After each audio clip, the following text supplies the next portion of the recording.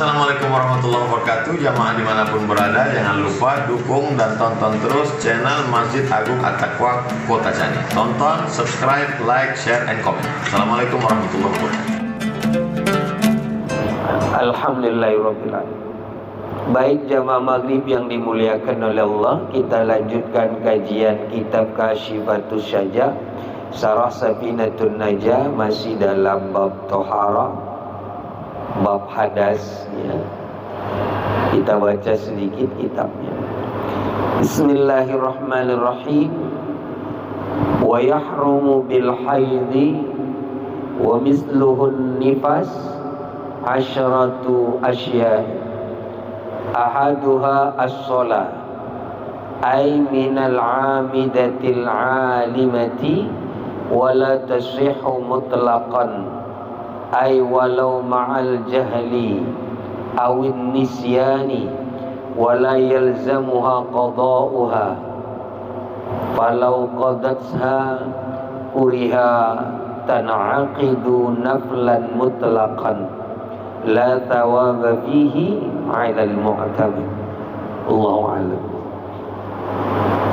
Baik jamaah maghrib yang dimuliakan oleh Allah Subhanahu wa taala, sekarang kita masuk dalam perkara yang diharamkan bagi yang berhadas besar.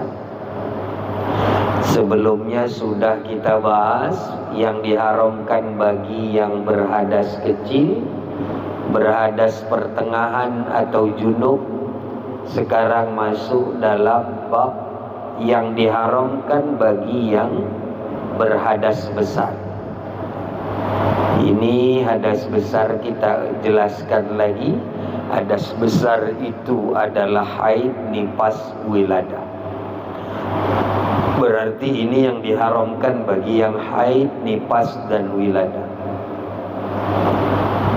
Yang pertama ahaduha, yang ini nanti ada 10 yang diharamkan bagi yang berhadas besar. Yang pertama sholat, termasuk di dalamnya ada 3 sujud: sujud tilawah, sujud sahwi, sujud tilawah, sujud syukur. Haram bagi yang sedang berhadas besar.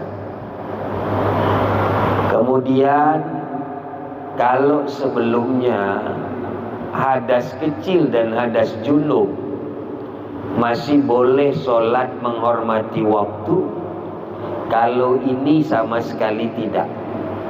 Hadas besar tidak bisa sama sekali melakukan sholat, termasuk sholat menghormati waktu.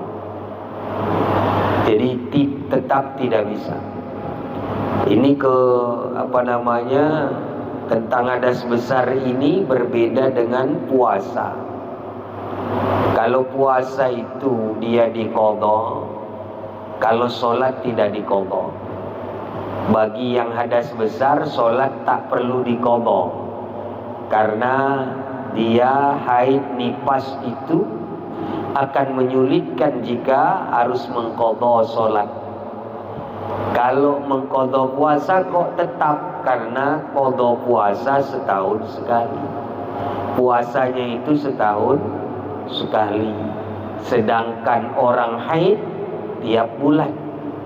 Nah ini dia harus qadha, yang dia tinggalkan itu memberatkan. Allah tidak memberatkan hamba. Nah itu bedanya.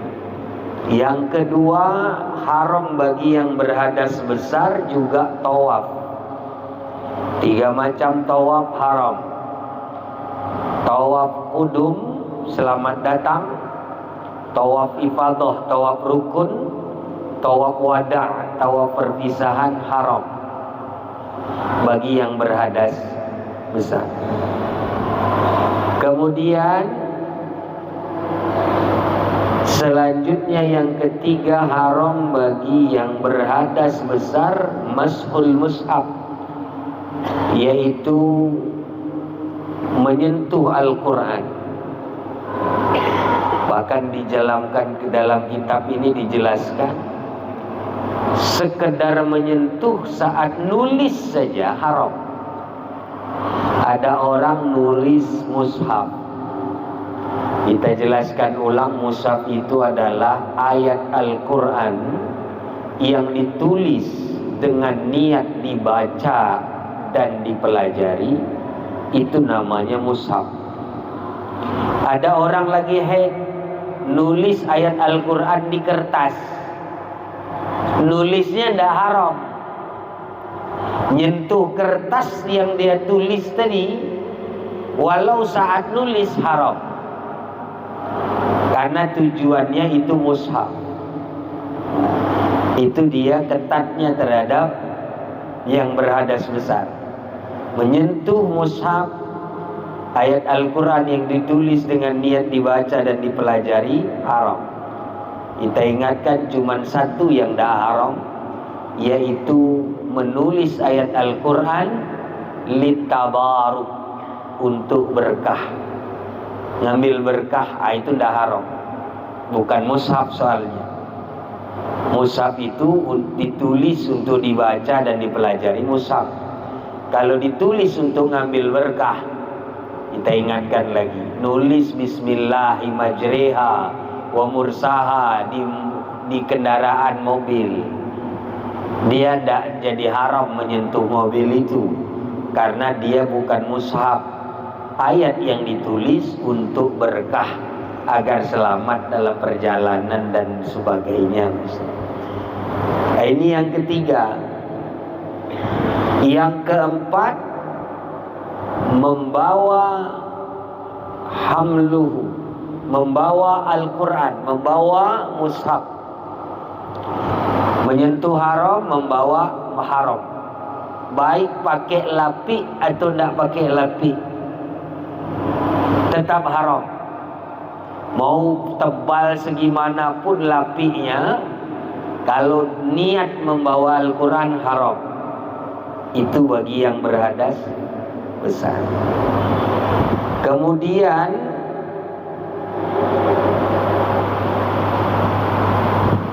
yang kelima adalah al-lubsu fil masjid.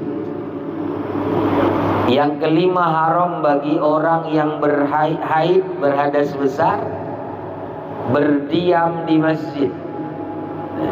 Ukuran diam itu sebagaimana tumakninah. Tumakninah itu ukurannya 3 kali tasbih minimal, maksimal 7 kali tasbih. Subhana rabbiyal a'zim atau subhana rabbiyal a'la. 3 kali nyebut begitu, haram diam di masjid bagi yang haid, bagi yang hadas besar. Jadi itu berdiam di masjid. Ukuran diam di masjid itu adalah 3 kali tasbih alias tumakninah. Tumakninah dalam solat itu minimal 3 kali tasbih. Yang keenam, qiraatul Quran. Membaca Al-Quran haram bagi yang berhadas besar. Junub dan hadas besar sama haram membaca Al-Quran. Hanya hadas kecil yang boleh baca Quran. Orang yang berhadas kecil boleh baca Quran, tapi orang yang berhadas junub pertengahan dan hadas besar haram baca Quran. Apa syarat haram membaca Al-Quran? 1. Syarat haramnya bagi yang muslim, orang Islam yang haid, orang Islam yang junub, haram baca Quran. Tapi orang non-muslim boleh baca Quran sekalipun dia haid. Jadi jangan larang orang non-muslim baca Quran, nyentuh tidak boleh, baca Quran nih. Orang non-muslim, Kristen, Hindu, Buddha, Yahudi, Konghucu, haid dia, baca Quran, Quran kita dibaca, boleh. Megang jangan. Tujuannya agar dia dapat hidayah. Kalau orang Islam tadi yang haid tidak boleh baca Quran pun. Itu bedanya. Syarat pertama. Syarat kedua, yang tidak boleh hanya Al-Quran. Kalau Taurat, Zabur, Injil boleh. Ini yang asli, kita bicara yang asli. Taurat asli, Zabur asli, Injil asli. Ada orang haid ingin baca Taurat, boleh. Kan itu juga kitab suci dari Allah, betul. Tapi belum sempurna. Yang sempurna Al-Quran. Jadi Al-Quran saja yang tidak boleh dibaca dalam kondisi haid. Taurat, Zabur, Injil boleh. Apalagi Taurat-Tauratan, Zabur-Jaburan, Injil-Injilan yang tidak asli dari Allah, yang ditulis tangan oleh oknum-oknum. Nah itu lebih boleh lagi. Kalau Al-Quran tidak boleh. Kemudian syarat berikutnya, membaca itu dengan niat membaca. Kalau niat zikir boleh. Hafiz, hafizoh, ngulang hafalan Al-Quran dia baca, tapi zikir untuk mengingat hafalannya boleh. Orang mengajar Al-Quran, kerjaannya ngajar Quran. Misal ustazah, haid ustazahnya, dia baca Al-Quran tapi ngajar, boleh. Atau belajar, orang sedang haid belajar Quran, walau dia baca, boleh. Dan niatnya bukan baca Quran, zikir. Niatnya zikir, dia belajar Al-Quran. Nah itu yang ke-6. Yang ke-7, haram bagi yang haid nifas wiladah, hadas besar, adalah as-shaum, berpuasa. Bedanya sama junub ini. Hadas pertengahan kemarin tidak diharamkan puasa, tapi orang haid nifas haid wiladah, orang yang berhadas besar, haram puasa. Jadi tidak usah khawatir, kalau kita junub boleh puasa. Hubungan suami istri sebelum sahur, tidak mandi sampai duha boleh, puasa sah. Tidak mandi sampai zuhur, sah puasa. Keluar mani sebelum subuh, junub juga namanya. Tidak usah mandi, nggak perlu mandi, boleh puasa, boleh. Ini bedanya junub. Tapi kalau dia yang disebut dengan apa namanya, yang disebut dengan haid atau hadas besar ini, tidak boleh sama sekali puasa. Ini perbedaannya sama hadas pertengahan. Kalau orang junub bebas puasa, mau mimpi ihtilam, mau hubungan suami istri, tidak mandi-mandi sampai zuhur, sampai asar, boleh tidak puasa? Boleh. Bagaimana tuh puasanya? Ya tidak ada pahala. Sholat tinggal, kan tidak mandi. Tapi tidak lagi dia qadha, kewajibannya lepas, karena puasanya sah. Nah itu junub. Tapi kalau haid ini tidak boleh sama sekali, haram dia berpuasa. Dia cuma wajib qadha. Nah itu yang ke-7. Yang ke-8, haram bagi yang berhadas besar diceraikan, haram ditalak. Istri sedang haid, terus suami bilang saya ceraikan kamu, haram. Cuman sekalipun haram, jatuh talaknya, sah cerainya, cuman dapat dosa suami itu karena mencerai istri dalam kondisi hadas besar. Nah ini bedanya. Jangan dikira tidak jatuh talak, cuman kita dapat dosa karena dia mentalak istri sedang haid. Nah Ini sama nanti ada haram mentala istri sedang hamil. Ini termasuk yang ke-8 ini haram bagi yang haid diceraikan, tapi talaknya tetap jatuh. Ada beberapa contoh talak yang tidak haram walau istri sedang haid. Antara lain, diceraikan oleh suami dengan syarat, pakai syarat, wahai istriku, saya ceraikan kamu di akhir masa haidmu. Dia ngomong sedang haid istrinya nih, saya ceraikan kamu di akhir masa haidmu, nanti maksudnya. Tapi dia ngomongnya sekarang. Misal hari pertama haid, saya ceraikan kamu hari ke-7 haidmu. Ini tidak haram. Ini tidak haram. Jadi tidak dosa suami menceraikan istri padahal ngomongnya lagi haid nih, tapi jatuhkannya talak untuk nanti hari terakhir haid. Kalau itu tidak haram. Contoh kedua yang tidak haram, suami menceraikan istrinya serentak dengan habisnya masa haid. Suami tidak tahu hari ini istrinya haidnya selesai. Suaminya talak istrinya, saya ceraikan kamu, serentak dengan kalimat jatuhnya talak, selesai haidnya istri.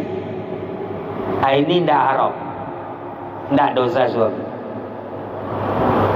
Kemudian contoh yang ketiga, yang tidak haram menceraikan istri ketika istri belum pernah digauli. Nikah udah setahun tapi disentuh pun enggak. Lagi haid istrinya dicerai, boleh. Kenapa itu? Karena tujuan agar tidak diceraikan pada saat haid, agar nunggu suci, agar tidak ada benih yang tersisa dalam rahim. Itu tujuan diharamkan itu. Supaya bersih, enak kali suami ceraikan istri, ternyata kandungan ada isinya. Kan enak di suami, istrinya akhirnya hamil, dia udah pergi aja, udah diceraikan. Nah, ini maksud agama itu melarang haram menceraikan istri sedang haid. Nunggu suci dulu supaya sareh, jelas, pahai bahwa tidak ada benih kita yang kita tinggalkan dalam rahimnya. Nah, itu tujuan agar tidak dicerai dalam kondisi haid. Nah, itu contoh yang ketiga. Contoh yang keempat, sedangkan tadi yang ketiga tadi istrinya tidak pernah digauli, kan tidak mungkin ada benih, maka dia tidak haram dicerai walau istrinya sedang haid. Karena disentuh pun tidak, nikah udah bertahun-tahun disentuh pun tidak. Itu kalau dicerai tidak dosa walau sedang haid, karena tidak mungkin ada benih yang tersisa. Terakhir mungkin contoh yang lain, ada istri dicerai, minta cerai, bahasa fikihnya khulu', talak khulu'. Istri minta dicerai dengan memberi upah padahal dia sedang haid. Ini boleh, suami tidak dosa mencerai istri sedang haid, tapi yang minta istrinya. Istrinya yang minta cerai, maka istrinya bilang, saya upahi kamu kalau mau ceraikan saya. Nah, ini kemudian diambil iwatnya, jatuh talaknya walau sedang haid, tidak dosa. Ada sih yang kelima contoh lain, cuman ini tidak ada lagi di dunia ini.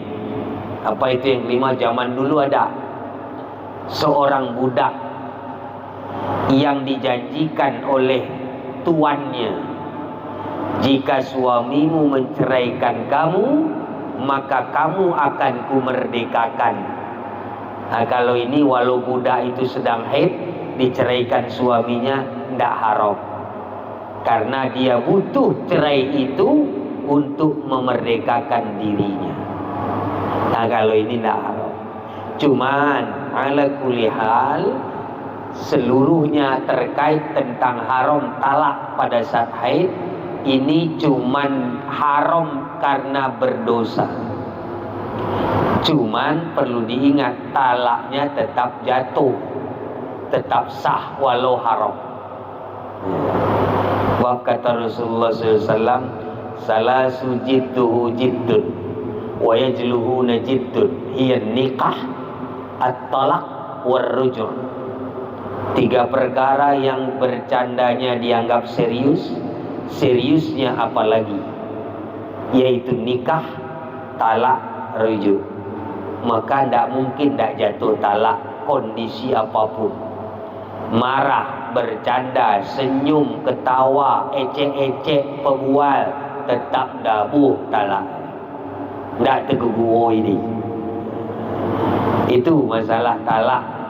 Sama nikah pun begitu.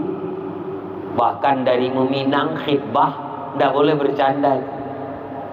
Itu dia. Rujuk pun begitu. Kekulah aku ambil rujuk dai mat bahan, dah boleh rujuk. Tetap jatuh rujuk. Pura-pura saya cuma rujuk, dah bisa. Pura-pura, bercanda, ketawa, senyum, serius, sama semuanya dianggap serius, jatuh semua. Itu masalahnya. Maka walau haram tetap jatuh talak, tetap sah cerainya. Ini yang ke-8. Sedikit lagi, 2 lagi biar bisa bertanya. Yang ke-9 ya.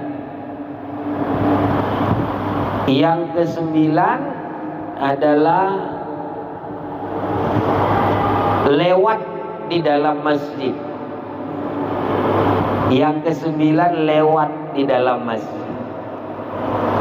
Kalau kemarin orang junub hadas pertengahan, dia boleh lewat masjid, tidak haram. Tapi orang haid nifas wiladah, haram lewat masjid. Lewat ni yang dimaksud bukan lewat depan masjid, tapi melewati masjid. Kita ulas dulu apa itu masjid, baru kita bicara lewat. Masjid itu satu bidang tanah atau bangunan yang diniat wakafkan untuk tempat sholat, itu namanya masjid. Jangan lagi pakai zaman-zaman Dubai sidak mengalasan. Dibedakannya, oh ini musola, ini dosa, ini meresah, bukan masjid. Kata siapa? Ada lagi pemahaman kedua, oh masjid itu yang ada sholat Jumatnya. Kata siapa? Jangan coba-coba mengarang-arang hukum. Masjid itu, definisi masjid, satu bidang tanah atau bangunan yang diwakafkan untuk tempat sholat. Nah, itu masjid. Mau kecil tempatnya tetap masjid. Mau ada sholat Jumat di situ ndak atau ndak, tetap masjid. Beda urusan itu. Jumat atau ndak Jumat di situ beda urusan. Jami, masjid raya atau musola ndak ada bedanya, masjid tetap. Supaya paham, ndak ada salah paham. Nah itu artinya masjid. Jadi sudah paham masjid, baru kita bicara melewati. Haram bagi yang haid lewat masjid. Kalau di luarnya gimana? Nggak usah bicara luar lagi. Kalau disebut masjid, ya mau terasnya, mau apanya, kalau sebidang tanah itu diwakafkan niat untuk tempat sholat, yaitu masjid. Jangan lewat-lewat situ yang haid. Kalau di depan masjid boleh, berarti di area sebidang, di luar area bidang tanah atau bangunan yang diniatkan untuk tempat sholat. Baru kita bicara lewat. Apa itu lewat? Definisi lewat dalam kitab ini tidak lalu lalang, itu disebut lewat. Maka kalau ada musola, masjid, dosa, mersah, menasah, kalau cuma satu pintu, tidak bisa. Dia otomatis bolak-balik. Nah ini haram. Yang junub. Atau ada sekedar ngambil barang, tapi dia sedang haid, haram. Kalau junub boleh, asal ada dua pintunya, satu pintu masuk, satu pintu keluar. Masuk dari pintu yang lain, keluar dari pintu yang lain. Kalau orang junub boleh sekedar lewat begitu. Tapi kalau orang haid nifas wiladah alias hadas besar, haram walau sekedar lewat. Nah ini yang ke-9 yang diharam. Yang terakhir yang ke-10, haram bagi yang haid atau yang berhadas besar adalah al-istimta', menggoda-goda atau bercanda-canda di area antara pusar sampai lutut.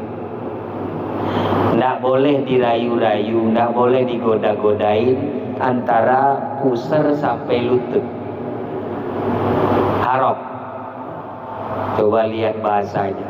Mendekati daerah itu juga nggak boleh, karena itu bisa menimbulkan hasrat yang tak terbendung, apalagi melakukannya. Jadi menggoda area pusar sampai lutut. Ada istri nih lagi haid, suami pegang di bawah pusar, tapi bukan salah pegang, memang niat megang, haram. Istri lagi haid dipegang di area pusar sampai lutut, haram, nggak boleh dipegang. Nah, itu yang nggak boleh digoda-goda, Mas. Mendekati area kemaluan, yaitu antara pusar sampai lutut, haram. Arahnya pasti kita paham, agar tidak terjadi hubungan suami istri pada saat haid atau hadas besar, karena takut tak terbendung, lost control. Itu yang ke-10. Jadi 10 inilah yang diharamkan bagi yang berhadas besar. Nah, mudah-mudahan tidak sampai melakukan salah satu pun di antara yang 10 ini. Memang 9 itu urusannya total untuk perempuan.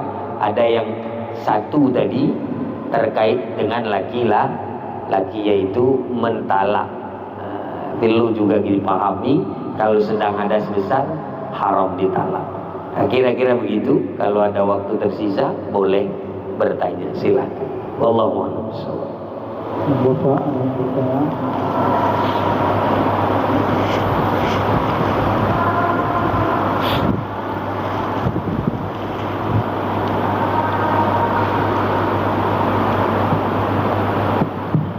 Assalamualaikum warahmatullahi wabarakatuh. Waalaikumsalam. Izin bertanya Ustaz, ini yang diharamkan dalam hadas besar tadi ini kan terjadi hampir semua kepada wanita. Jadi ini pertanyaannya yang diharamkan yang kedua tadi, yaitu tawaf.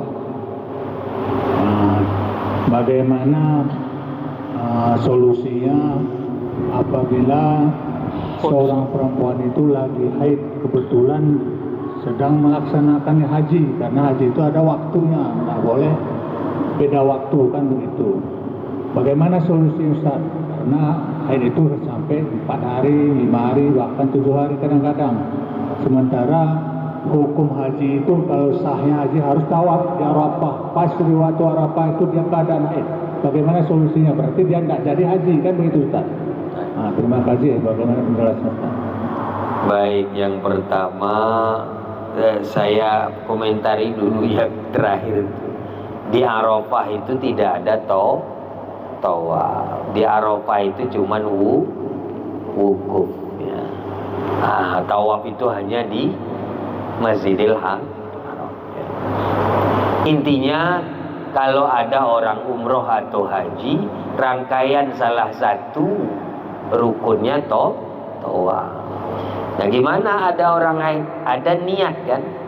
Ada niat alternatif yang dipasang selain niat labbaik Allah hajjal umrah, labbaik Allah umrata atau hajja. Ada niat ditambahkan, bahasa Arabnya agak panjang, tapi kita bahasakan saja. Sengaja saya haji dan umroh jika nanti terjadi sesuatu pembatal bagi diriku, maka disitulah tahallulku. Ada nggak diajarkan itu dalam manasik? Kalau nggak ada, suruh belajar lagi manasiknya. Jadi begitu kita nanti tiba-tiba keluar haid pada saat melakukan haji, dia tetap disebut haji, tetap disebut umroh, asal sudah pasang niat tadi. Jadi di saat ada sesuatu hal terjadi pembatalan atau karena sesuatu tidak bisa melanjutkan, maka disitulah tahallulnya. Apa jangan-jangan manasiknya tidak ada yang begitu? Memang ada juga yang tidak sampai begitu, tapi rata-rata saya pikir paham. Jadi cukup begitu kalau terjadinya pada saat melakukannya. Tapi kalau sebelum berangkat memang sudah haid, sudah, ya itu tidak bisa. Jadi kalau di pertengahan terjadi datang haid, nah itu tadi tahallulnya, sah hajinya. Tidak usah lagi dia lanjut, tidak usah lagi ke Arafah, tidak usah, karena udah pasang niat tadi, ada niatnya, niat khusus. Nah, di sini kan banyak rangkaian, termasuk juga tidak bisa kita ke dalam masjid, sedangkan di Mekah itu kan, di Madinah itu harus kita ke dalam masjid itu, di keliling Ka'bah itu kan masuk juga masjid, tapi itu tidak boleh masuk ke masjid. Tawaf salah satu oke lah tawaf. Ini ke dalam masjid itu kan jadi beberapa yang dilarang bagi orang yang sedang hadas besar tadi. Ini dia lagi hadas besar atau terjadi hadas besar pada saat haji umroh? Sama saja, Ustaz. Kadang-kadang sebelum ini pun kalau sempat haji, Ustaz, umpamanya 1 hari lagi datang, kan dia tentunya gagal hajinya. Orang sudah berangkat dia gagal, kan begitu. Bagaimana solusinya nanti, Ustaz? Oh berarti dia udah terjadi dulu dia haidnya. Iya, mana mungkin kadang-kadang terjadi di pesawat ataupun 1 hari setelah sampai di sana, kan belum tentu terus langsung dia terus mengerjakan haji, karena istirahat dulu di hotel. Terjadi demikian. Gini, kalau dia sudah masuk dalam rangkaian ritual haji atau umroh, baru datang haid, dia sudah sah dengan niat tadi. Tapi kalau dia sebelum masuk rangkaian ritual itu keluar haid, ya tidak bisa. Dia tidak bisa jadi haji umroh. Nah, walau di pesawat datang, tapi udah keburu dia niat memang di sejajar tempat mikot. Nah itu dia sudah pasang niat, berarti udah masuk proses ritual. Datang haid, dia di situ tahallul terus, tidak perlu lagi lanjut, dia udah sah. Tapi kalau sebelum masuk ritual dia datang haid, dia pulang aja, tidak bisa lagi. Bedanya di situ. Jadi kalau kita sedang melakukan ibadah haji umroh, datang haid, kalau sudah pasang niat begitu tadi, sudah aman. Begitu datang haid, di situ langsung gunting tahallul, langsung gunting rambut tahallul. Tidak usah capek-capek lagi, dia udah sah. Jadi dia diam aja situ, tidak usah dikerjakan yang masuk. Tidak usah lagi ngapain pun, dia udah haji tuh. Kalau mau cepat haji begitu aja lah. Tapi itu kan nggak nyaman, nggak sempurna perasaan kita pada perasaan kita, karena niatnya sudah dipasang. Jika terjadi sesuatu bagiku ya Allah, contoh yang dulu pernah terjadi, kejatuhan yang terbaru, terowongan udah lama, yang train, ya, train kegetuan keren itu, ya, di situ udah tahallul dia. Jadi tidak perlu lanjut. Itu satu, itu yang parah. Yang ini haid juga pembatal haji. Apalagi lemah, tidak sanggup lagi jalan pun, digotong pun tidak sanggup lagi. Udah tahallul dia, tidak perlu lanjut, dia udah sah. Nah ini bedanya. Kalau sempat melakukan ritual baru terjadi halangan. Tapi sebelum masuk ritual udah datang halangan, ya tidak bisa. Udah zong aja, udah kosong. Kira-kira begitu. Wallahu a'lam. Ada waktunya cukup.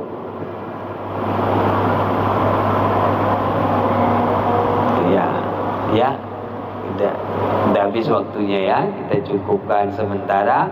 Kita lanjutkan minggu depan insyaallah dengan kajian berikutnya. Sebelum saya tutup, besok kita ada zikir akbar di Simpang 4 dalam rangka HUT ulang tahun Republik Indonesia yang ke-80. Jika ada langkah waktu silakan hadir dari jam 8 sampai jam 11 ya, di Desa Simpang 4 ya, di Masjid Desa Simpang 4. Mudah-mudahan dengan doa bersama insyaallah Indonesia betul-betul merdeka. Amin. Sekian saja, mohon maaf atas segala kekurangan. Adanallahu wa iyyakum ajma'in. Wallahu muwaffiq ila aqwamit thoriq. Wallahu musta'an ila musta'an.